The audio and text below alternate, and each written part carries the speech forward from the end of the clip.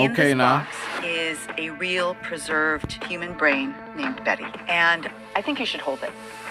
So, on this one right here, as you look at my man's face, look at that face. That right there, ladies and gentlemen, that's an actual real human brain that was donated to science. You know, I've always had a very much so fascination with the correlation between the brain and the mind. Have you ever thought about that? We always talk about the mind and we always talk about the brain, but has anybody ever thought about the differences and or the correlations to the brain and the mind? Now, what I would personally, through my studies and observation, as someone who was not a professional, but I'm a highly experienced studious. I made that word up. So here we go. The brain is primarily everything physical. When you feel a bug that crawls on your skin like a mosquito, and you smack it on your leg, your brain sent the receptors, right, to signal to parts of your body what's going on and when. Anything from pain, orgasm, chewing food, the taste of food, all of these things are a part of the brain. Now, the mind, in my personal view, the mind is primarily like dreams, your imagination, your ideology, your personal thoughts, right? Your imagination. All of these things is what make up of the mind. The mind is more so the spiritual part of the brain. The brain is what I would consider to be the physical attribute of one's body. But it's funny because there's an old saying that goes, the body does with what the mind tells it. The old saying does not go, the body does what the brain tells it. Have you ever thought about that? Let's keep on going. We're going to go real deep today. Look at my man's face and get ready to make the same one as we travel through this journey. I digress. My mic is muted. Thank you once again for tuning in to Smitty's Corner. Oh my God, it's wet. And now we're going to go through all the tools and tricks to make your brain as healthy as it can be. Are you ready? Wendy Suzuki, the neuroscientist and professor at New York University, whose first-hand research on the brain is helping to improve memory, learning, and higher cognitive abilities in humans. Let me start with exercise. All the research shows the more you exercise, the more change in your brain we noted. Every drop of sweat counted. Absolutely. And as a 20 some odd year chef, I'll say about 24, 25 years of being a chef, literally, I would say that has so much validity. Now, what I know more so is the nutrition aspect of how the brain is helped. I know the foods that really help the brain, like one perfect example, cabbage. Cabbage is absolutely magnificent for cognitive and for the brain's function. If you ever look at a piece of cabbage, take a cabbage, slice it smooth down the middle, split them two parts, and look at the insides of both. Does it not look like a brain? The original shape of it, the size of it.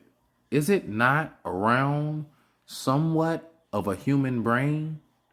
Isn't that something?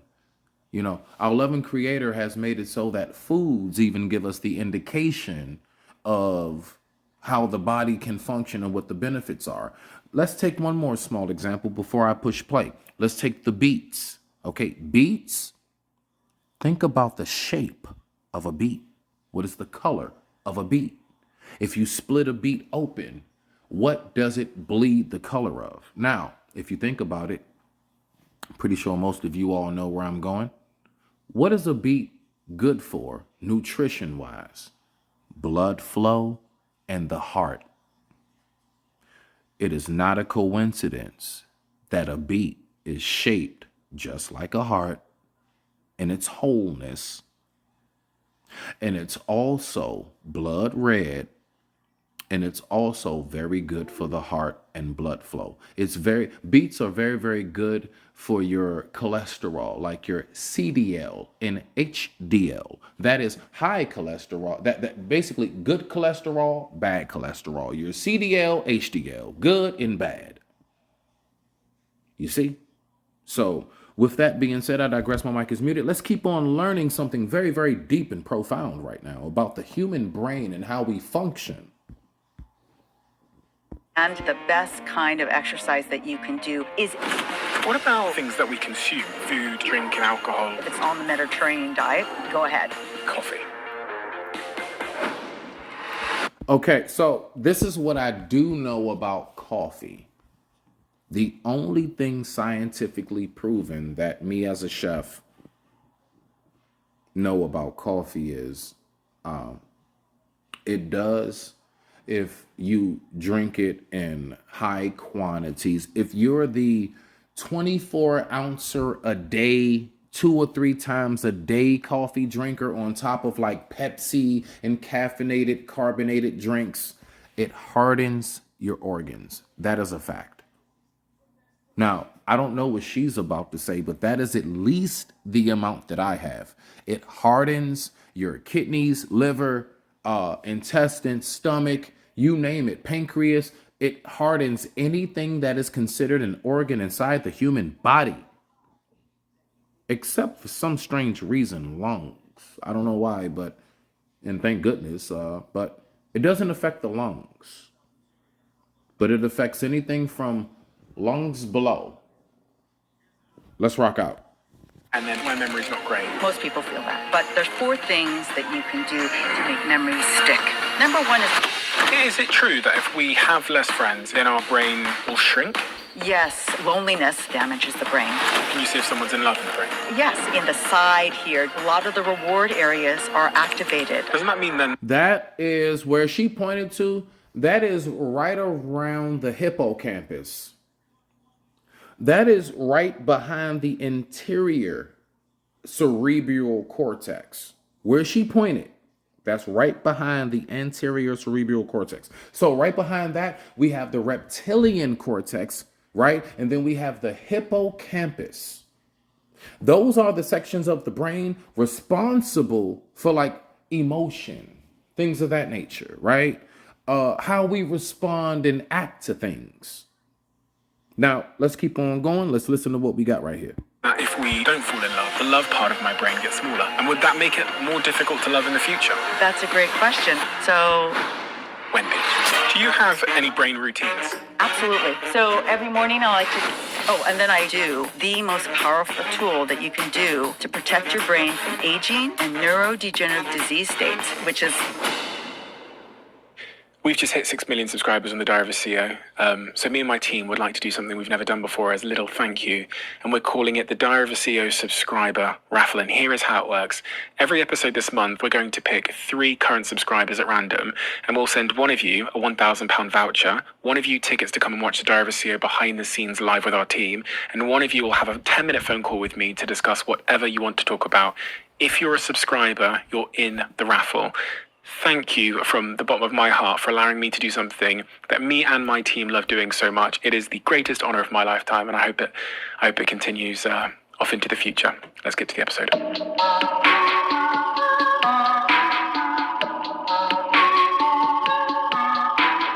You just said to me that much of your work is focused on making sure people have big, fat, fluffy brains. yes. Why does that matter? It matters because a big, fat, fluffy brain is a healthy brain. And my whole first book, Healthy Brain, Happy Life, was about how I learned to use all the tools and tricks and magic of neuroscience and psychology to make my brain work better. And I so needed it at that moment. My life got better. I got happier.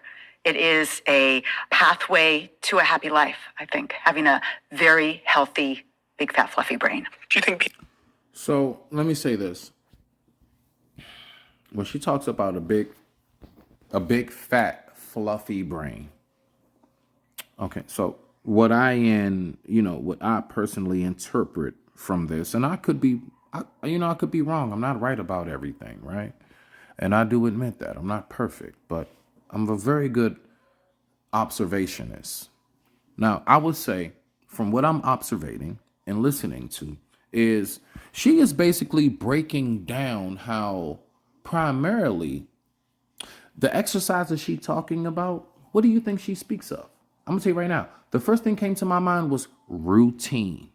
I guarantee you, whatever it was that she was doing, routine was involved.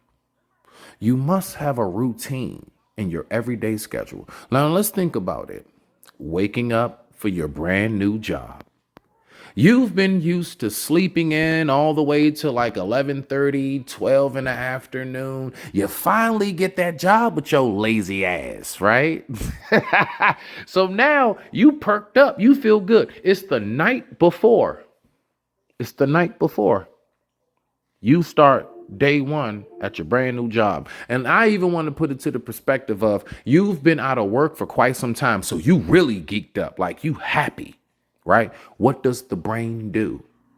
The brain begins to automatically shift, almost equivalent to how if you put a blanket over a parrot's cage while the bird is in the cage, it automatically signals to the brain to go to sleep. It's nighttime. Whole tea. It's like 12 p.m. in the afternoon. It's lunchtime. But the only thing that brain of that bird recognizes is it's dark. And same thing. When you go ahead and you say to yourself, I need to get up.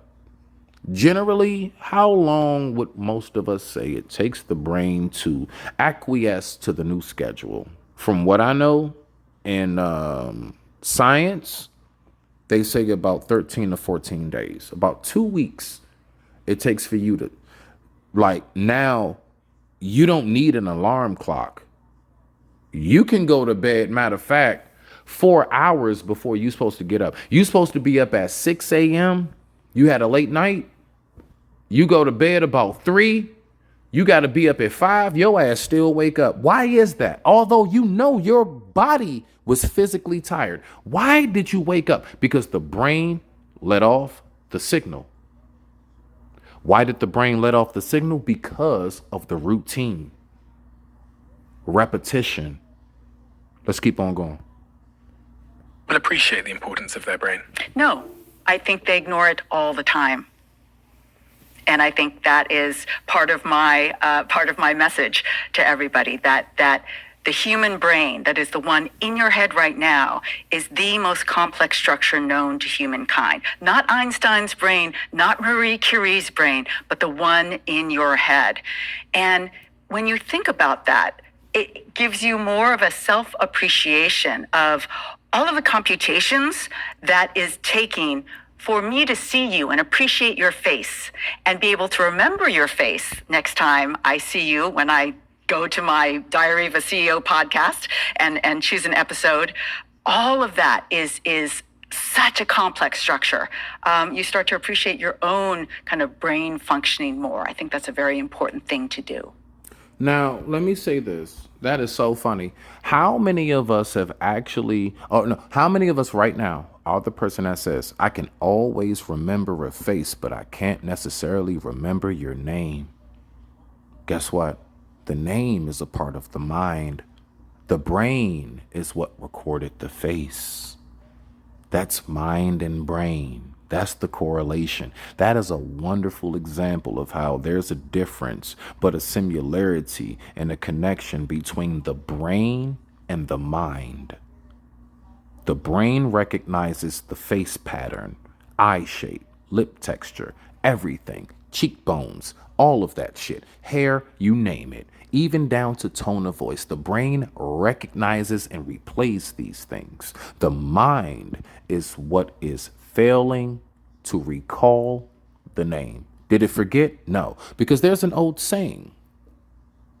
The brain never forgets anything. It's just the mind sometimes fails to recall. One more time. The brain never forgets anything. Sometimes the mind just fails to recall.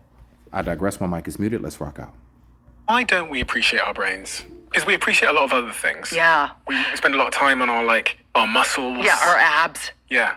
I think that that's a great analogy. And part of my goal is to kind of shift the focus from focusing on certain body parts to focusing on what our brain is doing for us, what it can do for us, and what we can do to change our environments to get to that big, fat, fluffy brain, to get it healthy, to get it happy, to get it growing. Now, do you know something about what she's saying? Do you know what really hinders the brain from that growth? Believe it or not, exterior affirmation. That's right.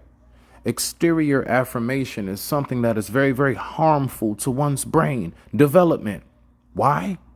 Because when the brain is focused on, I must now keep up with the Joneses. Do you know what subsequently happens? What happens is this. The brain then tells itself, you're not good enough. You're not. So look, watch. Now, one has low self-esteem. One gets to basically kind of beating themselves up and always having this super duper high criteria and expectation and bar that one person knows I am not ready to meet yet. Why are they trying to meet that bar? Because the brain has sent a signal that who you are is not good enough. What they are is what you should inspire to be. I digress. My mic is muted. Let's rock out. If I achieve a big, fat, fluffy brain, how would my life be different? I'm saying me, Steve Bartlett. I'm a podcaster. I'm an entrepreneur. I'm in relationships. I've got friends, girlfriend, family. Yeah. How would I show up differently if I was able to make my brain big, fat, and fluffy? Yeah. So let me start with the two areas that we know respond really, really well to things like meditation and exercise. Those two brain areas are the hippocampus, critical for long-term memory, your ability to form. I just said it a little bit. The hippocampus, when she was pointing to that section, that's around the middle center. So like, for example, you know that soft spot on a baby's head? Directly underneath that is where the hippocampus is located. It's like mid-top center of the brain. Let's rock out. When you retain new long-term memories and for facts and events. And the second brain area is your prefrontal cortex right behind your forehead. God damn it, Jim.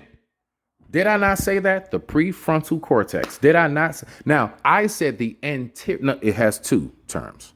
Prefrontal, and it always and it's also called the anterior cerebral cortex. The base, the back of the brain is called the interior cerebral cortex. But it also has prefrontal. You see what I'm saying? But that's amazing. Beautiful. Let's rock out. Critical for your ability to shift and focus attention. It's important for your personality, for decision making. Can you show me on there? You brought absolutely. I brought a human brain. Let's bring that. You have a model of a brain as well. I have a model of the brain. Okay, let's start with the model of the brain. So here is a model of the human brain. So there's a front part and a back part.